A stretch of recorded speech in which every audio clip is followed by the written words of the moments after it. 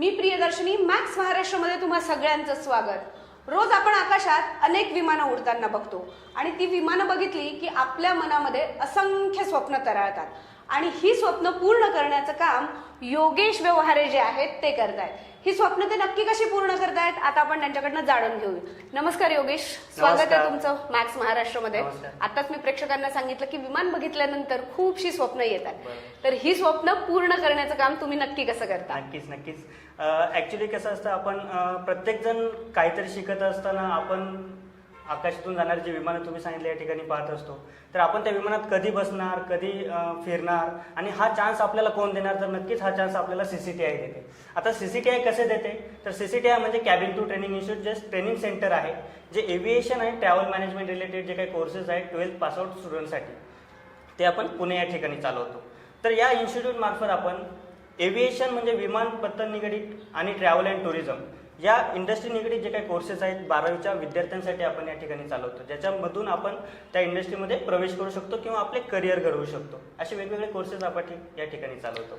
पण विमान चालवतो हे फक्त पायलटचं काम आहे, मग त्याच्यामध्ये आणखी नक्की काय काय करता येईल? नक्कीच, हा एक महत्त्वाचा क्वेश्चन तुम्ही विचारला। या ठिकाणी विमान चालवता हा पायलटचा प्रश्न आला किंवा पायलट चालवतात विमान, परंतु त्या व्यतिरिक्तही त्या ठिकाणी वेगवेगळे जे काही स्टाफ आहे जो विमानामध्ये काम करतो किंवा एअरपोर्टवरती काम करतो, असा जो स्टाफ आहे तो पण त्या इंडस्ट्रीला किंवा त्या कंपनीला त्या ठिकाणी सपोर्ट करत असतो, त्यांची जी काही ऑपरेशन आहे ती ऑपरेशन कंप्लीट करण्यासाठी। तर त्यामध्ये प्रामुख्याने येतं ग्राउंड स्टाफ येतं, ज्यामध्ये तुमचं पॅसेंजर हँडलिंग येतं परिपूर्ण, म्हणजे एअरपोर्टवरती जे काही पॅसेंजरला हेल्प केली जाते, त्यांना गायडन्स केलं जातं, हे सगळं जो काही स्टाफ ऑपरेट करतो त्याला ग्राउंड स्टाफ आपण म्हणतो। आणि त्यानंतर नेक्स्ट येतं जे म्हणजे रॅम स्टाफ, किंवा त्यानंतर असेल तर एअर होस्टेस, जे सर्वांनाच परिचित आहे, एअर होस्टेस किंवा त्याला आपण कॅबिन क्रू म्हटलो। तर कॅबिन क्रूमध्ये तुम्हाला करिअर करण्याची संधी या कोर्सेसमधून आपण उपलब्ध करून देतो, ज्याच्यामध्ये आपल्याकडे वेगवेगळे कोर्सेस चालवले जातात, ज्यामध्ये cabin crew air hostess training आहे, international airline and travel management आहे, त्यानंतर एअरपोर्ट मॅनेजमेंट आहे, एअरपोर्ट मॅनेजमेंट, एअरलाईन मॅनेजमेंट आहे आपल्याकडे। असे वेगवेगळे कोर्सेस 1 इयरचे डिप्लोमा कोर्सेस आपण 12th पासआउट स्टुडंटसाठी चालवतो, जेणेकरून त्यांना एक दिशा मिळते की या इंडस्ट्रीमध्ये प्रवेश कसा करायचा किंवा या इंडस्ट्रीमध्ये जर आपलं करिअर घडवायचं असेल तर आपल्याला कुठल्या मार्गाने जावं लागेल, याचं परिपूर्ण गायडन्स आणि परिपूर्ण ट्रेनिंग म्हणजे CCTI। खरं तर तुम्ही जेवढ्या काही कोर्सेसची नावं घेतलेली आहे, या कोर्सेससाठी काही ठराविक शैक्षणिक पात्रता लागते का? कारण आपण बघतो की एअरपोर्टवर ज्या पद्धतीनं लोक फ्लुएंटली काम करत असतात, तर याच्यासाठी काही सॉफ्ट स्किल्स लागतात का आणि ते खरंच मुलांमध्ये असतात का? हां, बेसिकली आता कसं असतं की या गोष्टीसाठी आपण जर या इंडस्ट्रीमध्ये यायचं म्हटलं तर त्यांना वेल ट्रेन आणि वेल स्किल्ड कॅन्डिडेट हवे असतात। आता वेल ट्रेन जर म्हटलं तर तुम्ही एअर होस्टेसकडे पाहिलं असेल की जेणेकरून पॅसेंजरचं जे एक अट्रॅक्शन असतं की एअर होस्टेस जे आहे त्यांची सर्व्हिस काय असते, ते एकदम हसतमुख पॅसेंजरला सर्व्हिस देतात। तर या गोष्टींसाठी आपले जे काही कॅन्डिडेट आहेत त्यांना वेल ट्रेन कसं करावं लागतं, राईट? तर त्याच्यामध्ये प्रामुख्याने त्यांचा बॉडी लँग्वेज आली त्यांची, किंवा त्यांचे ग्रूमिंग आलं, त्यांचं कम्युनिकेशन आलं आणि त्यांचं इंडस्ट्रीबद्दलचं नॉलेज आलं। तर या सगळ्या गोष्टी परिपूर्ण त्यांना शिकवल्या जातात CCTI मधून। त्यानंतरच आपण त्या स्टुडंटला एक परिपूर्ण कॅन्डिडेट म्हणून एखाद्या पोझिशनसाठी किंवा एखाद्या कामासाठी आपण त्यांना उभं करू शकतो। या सगळ्या कोर्सेससाठी शैक्षणिक पात्रता नक्की काय काय लागते? नक्कीच, शैक्षणिक पात्रता जसं मी तुम्हाला सांगितलं की या कोर्स करण्यासाठी आपल्याला फक्त 12वी पासआउट होणं आवश्यक असतं। तुम्ही जर 12वी पासआउट असाल तर निश्चितच तुम्ही या इंडस्ट्रीमध्ये करिअर करू शकता। तुम्ही या कोर्सला ऍडमिशन घेऊन तुम्ही तुमची जी काही वाटचाल आहे करिअरच्या दृष्टीने तुम्ही या ठिकाणी करू शकता। 12वी नंतर खरं तर करिअर करता येऊ शकतं, यावर अनेकांचा विश्वास बसणार नाही, कारण अजूनही आपण बघतोय की मेडिकल आणि इंजिनिअरिंग याकडे जाण्याचा मुलांचा आणि त्याबरोबर पालकांचाही ओढा असतो। या सगळ्याबद्दल काय सांगाल? प्रामुख्याने ही जी 2 क्षेत्र तुम्ही आता जेव्हा सांगितली, इंजिनिअरिंग असेल किंवा मेडिकल असेल किंवा इतर कुठली क्षेत्र असेल, जे आपण 12वी नंतर विद्यार्थ्यांचा कल असतो की मला प्रामुख्याने इंजिनिअरिंगमध्येच जायचं आहे किंवा मला मेडिकलमध्येच जायचं आहे किंवा BSc, BCA, BCS वेगवेगळे कोर्सेस आहेत, तर जे आपल्या ग्रामीण भागातील स्टुडंटला माहिती असतात किंवा त्याच दिशेने ते वाटचाल करतात। या व्यतिरिक्तही या जगामध्ये वेगवेगळे कोर्सेस आहेत किंवा वेगवेगळ्या क्षेत्रात आपण करिअर करू शकतो, हे त्यांना माहिती होत नाही लवकर। त्यामुळे ते फक्त जेवढं माहिती आहे तिथपर्यंतच ते कोर्स चूज करतात किंवा त्याच डायरेक्शनने ते वाटचाल सुरू करतात। त्यामुळे ही जी माहिती आहे ही जर 12वी पासआउट विद्यार्थ्यांना जर मिळाली तर निश्चितच 1 वर्षामध्ये चांगलं करिअर करण्याची संधी त्यांना मिळू शकते। तुम्ही आत्ताच ग्रामीण विद्यार्थ्यांबद्दल बोललेला आहात, तर या सगळ्या म्हणजे कॅबिन क्रूच्या ट्रेनिंगमध्ये ग्रामीण विद्यार्थी किती असतात? ग्रामीण विद्यार्थी तुम्ही 12वी पासआउट असाल तर प्रामुख्याने 100% विद्यार्थी सुद्धा या थोडक्यात ग्रामीण सांगायचं असू तर खरं तर हे सगळं करिअर जे आहे हे ग्लॅमराईज करिअर आहे Glamorize. आणि यामध्ये ग्रामीण विद्यार्थी जो आहे म्हणजे अनेकदा त्याला त्याच्या भाषेचा प्रॉब्लेम असतो, त्यांना बऱ्याचदा असं वाटतं की आपण जे बोलतो ते योग्य बोलतो की नाही, अनेकदा इंग्लिशचाही बऱ्याच वेळेला प्रॉब्लेम Communication येतो correct. आपल्याला. Yes. तर ह्या सगळ्या गोष्टी घेऊन ते जेव्हा येतात तेव्हा तुम्ही त्यांना नक्की कसं ट्रेन करतात, किंवा ग्रामीण भागातला विद्यार्थी खरंच या ग्लॅमराईज क्षेत्रामध्ये येऊ शकतो का? बरोबर. नक्कीच ग्रामीण भागातला विद्यार्थी या क्षेत्रामध्ये नक्कीच उतरू शकतो, परंतु त्यामध्ये त्यांना महत्त्वाचा प्रॉब्लेम असा असतो की त्यांना या क्षेत्राबद्दल माहिती नसते. मोस्टली जे काही शहरी भागातील विद्यार्थी आहेत त्यांना इंडस्ट्रीबद्दल थोडीफार माहिती असते किंवा त्याप्रमाणे ते वाटचाल करत राहतात. ग्रामीण भागातील विद्यार्थी या क्षेत्रामध्ये अतिशय प्रामुख्याने म्हणजे चांगल्या दृष्टीनेच करिअर घडवू शकतात. पण त्यांना जसं तुम्ही सांगितलं की माहिती नसते किंवा नॉलेज नसतं, कम्युनिकेशनचा प्रॉब्लेम असतो, इंग्लिश फारसं जमत नाही, परंतु हा एक भ्रम आहे. ग्रामीण भागातील विद्यार्थी चांगल्या पद्धतीने या ठिकाणी स्वतःला डेव्हलप करू शकतात आणि या क्षेत्रामध्ये करिअर करू शकतात. याचं मूर्तिमंत उदाहरण द्यायचं असेल तर तुमच्यापासून आपल्याला सुरुवात नक्कीच करता येईल, मला असं वाटतं. तुम्ही तुमच्याबद्दल सांगितलं तर जरा जास्त आमच्या प्रेक्षकांना कळेल असं मला नक्कीच. आता जसं तुम्ही ग्रामीण भागातील विद्यार्थ्यांचा विषय काढला त्याप्रमाणे मी तुम्हाला सांगतो की मी एक ग्रामीण भागातून आलेला विद्यार्थी आहे. माझं 12वी पर्यंतचं जे काही शिक्षण आहे तेही मी ग्रामीण भागामध्ये केलेलं आहे. माझ्या गावाकडे सर्व शिक्षण आहे. त्यानंतर मी पुणे या ठिकाणी उच्च शिक्षणासाठी आलो आणि त्यातच मला आवड होती की एव्हिएशनमध्ये येण्याची किंवा एअरलाईन्स. मी इतर विद्यार्थ्यांसारखं जे ग्रामीण भागातील विद्यार्थी आहेत त्यांच्यासारखं स्वप्न पाहिलं होतं की एव्हिएशनमध्ये जे विमानं या ठिकाणी आपल्या डोक्यावरून जातात तर त्या विमानामध्ये बसण्याची संधी आपल्याला कधी मिळेल का, त्यातून फिरण्याची संधी आपल्याला कधी मिळेल का.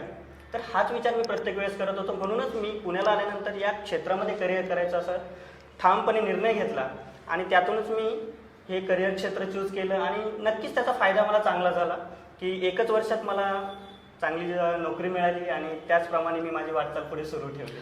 तुम्हाला चांगली नोकरी मिळाली. खरं तर ग्रामीण भागातून आल्यानंतर आपला पहिला उद्देश असा असतो की मला नोकरी कुठे चांगली मिळेल. बरोबर. चांगली चाललेली नोकरी सोडून मग ह्या ट्रेनिंगमध्ये यावं असं तुम्हाला काय वाटलं?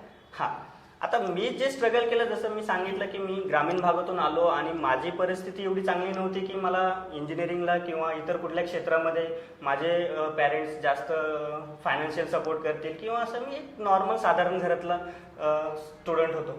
तर साधारण मी हे चूज केलं की ॲटलिस्ट 1 वर्षानंतर मला कुठेतरी चांगला जॉब मिळेल, मी स्वतःच्या पायावरती उभा राहील आणि माझ्या फॅमिलीला मी सपोर्ट करेल. म्हणून ही इंडस्ट्री माझ्यासाठी एक अतिशय चांगली इंडस्ट्री मी मानेल किंवा माझ्यासाठी एक लकी असेल मी की मला 1च वर्षात कोर्समध्ये लगेच जॉब मिळाला. त्यामुळे जसं तुम्ही विचारलं की जॉब सोडूनही तुम्ही नंतर ट्रेनिंग सेंटरमध्ये का आला किंवा ट्रेनिंग का सुरू केलं, तर ट्रेनिंग का सुरू केलं तर त्याचं महत्त्वाचं रिझन म्हणजे जसं मी ग्रामीण भागातून आलो आणि मी माझ्या पायावर उभं राहिलो तसंच इतर जे ग्रामीण भागातील विद्यार्थी आहेत त्यांनाही त्यांची स्वप्न पूर्ण करायची आहेत. ते स्वप्न ते कशा प्रकारे पूर्ण करतील किंवा पैशांअभावी त्यांचं शिक्षण नाही होऊ शकत, तर कमीत कमी वेळेमध्ये चांगल्यात चांगली नोकरी त्यांना कशी मिळेल याकडे आपण लक्ष देण्याचं कार्य करतो. त्या कामामध्ये जे प्रामुख्याने ग्रामीण भागातील स्टुडंट आहेत त्यांना आपण प्राधान्य देऊन व्यवस्थित ट्रेनिंग देऊन या इंडस्ट्रीबद्दल, या करिअरबद्दल, या क्षेत्राबद्दल आपण त्यांना माहिती देतोय. म्हणजे जो काही इतर क्षेत्रांकडे जो जाणारा लोंढा आहे किंवा तिकडे गर्दी खूप होते, करिअर फारसं होत नाही.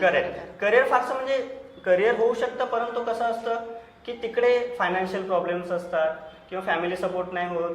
4 वर्ष शिक्षण घ्यायचं, त्यानंतर नोकरी मिळते किंवा नाही मिळते. 4 ते 5 वर्षामध्ये नोकरी मिळणं, तोपर्यंत कुटुंबाची परिस्थिती, ह्या सगळ्या गोष्टींचा जर विचार केला तर लवकरात लवकर नोकरी कुठे मिळेल. तर 1 वर्षाचा तुम्ही जर हा प्रोफेशनल कोर्स केला एव्हिएशन किंवा ट्रॅव्हल इंडस्ट्रीमध्ये तर तुम्हाला 1च वर्षामध्ये चांगली नोकरी, चांगला पगार या ठिकाणी मिळतो. म्हणून त्याच विद्यार्थ्यांना आणण्याचं काम आपण या ठिकाणी CCTI मार्फत सुरू केलं. मी परत तुमच्याकडेच येते की तुम्ही जेव्हा डिसिजन घेतला की नोकरी सोडून आता आपण ट्रेनिंग मध्ये जायचं आहे किंवा ट्रेनिंग मध्ये घुसायचं आहे, खरं तर त्यावेळेस फार काही सपोर्ट नसेल तुमच्याकडे.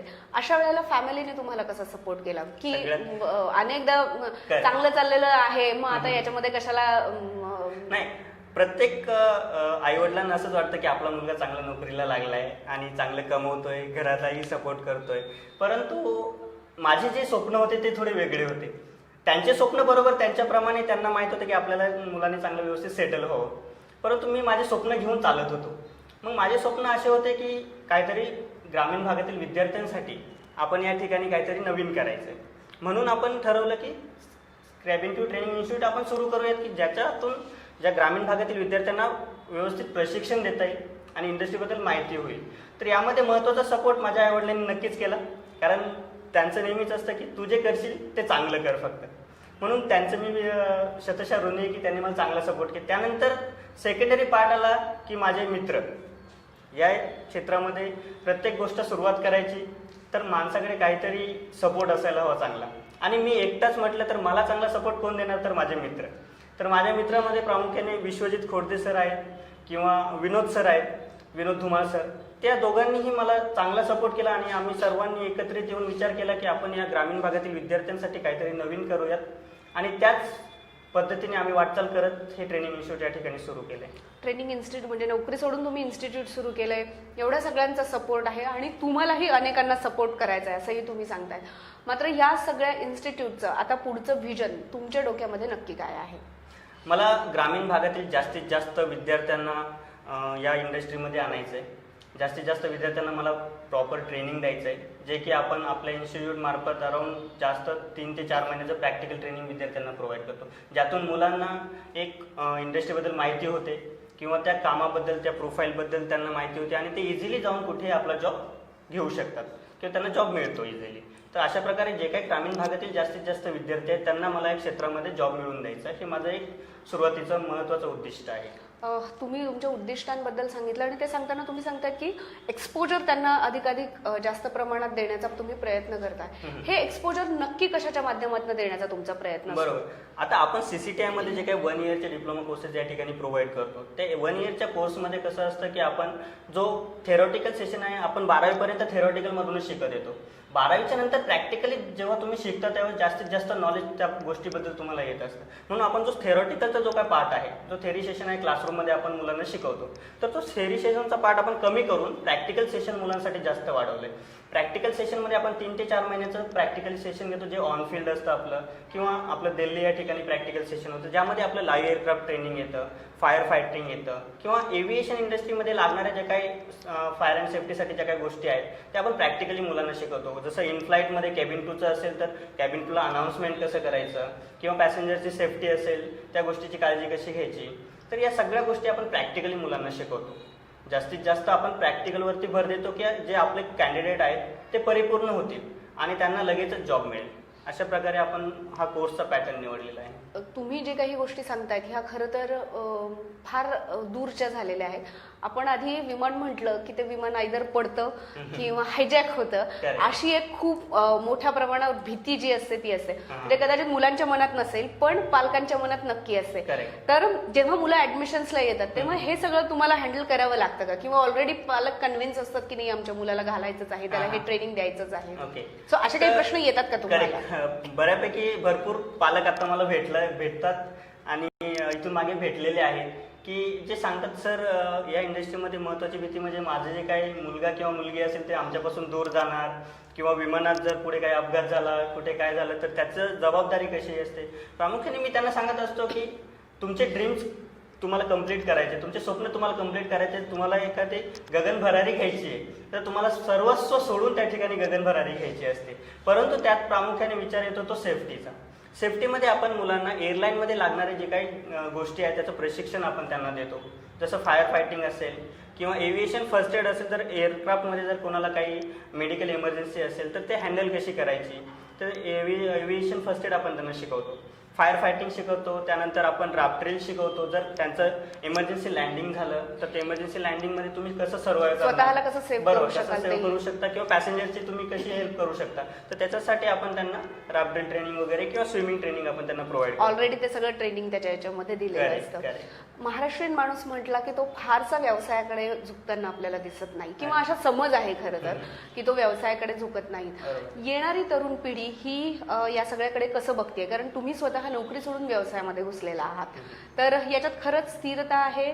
तुम्ही स्वतः या सगळ्या गोष्टींकडे कसं बघता आहात? खऱ्या अर्थानं आता मी हे जे ट्रेनिंग सेंटर सुरू केलंय हा तर माझा प्रामुख्याने बिझनेस नाही आहे, किंवा मी फक्त एक ग्रामीण भागातील विद्यार्थ्यांसाठी एक चांगली करिअर मार्गदर्शन किंवा करिअरचा जो रस्ता आहे तो मार्ग त्यांना दाखवण्यासाठी हे ट्रेनिंग इन्स्टिट्यूट सुरू केलेलं आहे. आता मी सुरुवातीला सुरू केलं तर ते स्पाइस हॉस्पिटॅलिटी, जे आमचं फर्म अजूनही रजिस्टर आहे, ज्याच्या अंतर्गत मी, विश्वजित खोडदे सर किंवा विनोद धुमाळ सर असे आम्ही तिघजण मिळून वेगवेगळ्या क्षेत्रामध्ये कार्य करतो. त्यामध्ये आपण ट्रेनिंग सेंटर जे आहे मी प्रॉपरली मी स्वतः पाहतो याच्यामध्ये, आणि त्यानंतर जे काही रिमेनिंग दुसरे पार्ट आहेत ते आम्ही बिझनेस म्हणून करतो, जे आपलं फूड इंडस्ट्रीमध्ये असेल किंवा कन्सल्टन्सी सर्व्हिसेस असतील किंवा टुरिझम असेल, तर जे वेगवेगळे इंडस्ट्री आहेत ते आमचा बिझनेसचा पार्ट झाला. पण ट्रेनिंग सेंटर जे आहे, कॅबिन टू ट्रेनिंग सेंटर जे मी चालवतो, ते फक्त एक मुलांना चांगल्या पद्धतीचं प्रशिक्षण देण्याचं कार्य या ठिकाणी करतं. यामध्ये कुठलाही बिझनेस आम्ही त्या बिझनेसच्या दृष्टिकोनातून आम्ही त्या ठिकाणी पाहत नाही, फक्त प्रशिक्षणाचं कार्य या ठिकाणी. पण तुम्ही तुमची स्वतःची नोकरी सोडून तुम्ही व्यवसायामध्ये आलेला आहात. फार असं महाराष्ट्रीयन माणसांच्या बाबतीत फारसं घडताना आपल्याला दिसत नाहीये किंवा याच्या मागे घडत नव्हतं. आता तुम्ही या सगळ्याकडे स्वतः एक तरुण म्हणून या सगळ्या गोष्टींकडे कसं बघता? ज्यावेळेस मी जॉब करायचो, मी नोकरी करत असताना मी माझे जे सिनियर मॅनेजर्स आहेत किंवा माझे टीमचे हेड आहेत किंवा माझ्या कंपनीचे CEO वगैरे यांच्याशी माझं कम्युनिकेशन होत राहायचं. आणि ज्यावेळेस मी त्यांना पाहायचो, मोस्टली मी ज्या कंपनीमध्ये काम केलं ते सर्व CEO वगैरे ते महाराष्ट्राच्या बाहेरचे किंवा काही महाराष्ट्रातले मला भेटले. परंतु ज्यावेळेस मी त्यांच्याकडे पाहायचो त्यावेळेस माझ्याही मनात यायचं की आपण त्या खुर्चीवरती जाऊन कधी बसणार. तर त्यासाठी लागणारे जे काही कष्ट आहेत किंवा त्यासाठी लागणारे जे काही स्टेप्स आहेत ते आपण कशा पूर्ण करू शकतो या गोष्टींचा मी नेहमी विचार करायचो. आणि त्याच दृष्टिकोनातून मग आम्ही तिघांनी डिसाईड केलं की आपण काहीतरी बिझनेस सुरू करूयात, जेणेकरून फ्युचरमध्ये त्याचा उपयोग आपल्यासाठी, महाराष्ट्रातील जनतेसाठी किंवा विद्यार्थ्यांसाठी अशा वेगवेगळ्या सेक्टरमध्ये त्याचा फायदा होऊ शकतो. म्हणून आम्ही बिझनेस करण्याची सुरुवात केली. अनेकदा मुलं शहरात आली की ती शहरातली होऊन जातात, पण तुम्ही स्वतः ग्रामीण भागातून आलेला आहात आणि ग्रामीण विद्यार्थ्यांचा तुम्ही इतक्या खोलात जाऊन विचार करता, याबद्दल तुमचं खरंच अभिनंदन करायला हवं.